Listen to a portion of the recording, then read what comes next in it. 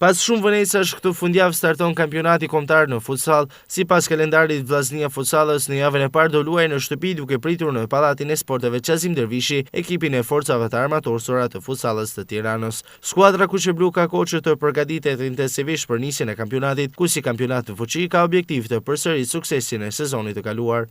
Këtë fundjavë kemi nesën e parë.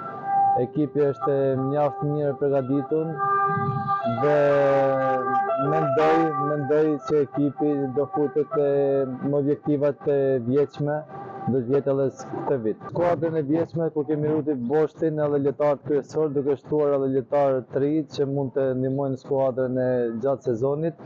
Mendoj normalisht emblema e Vllaznisë dhe skuadra e Vllaznisë gjithmonë futet për objektivat trofeut. Edhe eksperienca vjeçme tregoj se ne mundena me arrit.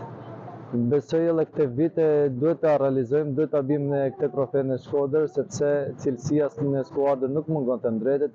Ashtu si dhe sezonin e kaluar, Alsit Tafili vijon të mbajë shëritin e kapitenit të skuadrës. Kam qef të kontriboj, kam qef të ndihmoj skuadrën.